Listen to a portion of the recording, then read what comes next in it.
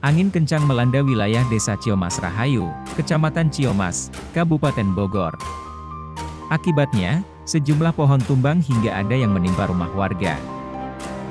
Peristiwa itu terjadi pada Jumat, 26 Agustus 2022, pukul 17 waktu Indonesia Barat. Petugas BPBD segera menuju ke lokasi.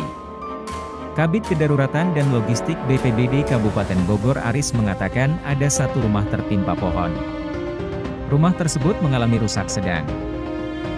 BMKG menghimbau warga agar memantau perkembangan cuaca melewati situs resmi BMKG untuk meningkatkan kewaspadaan terhadap cuaca.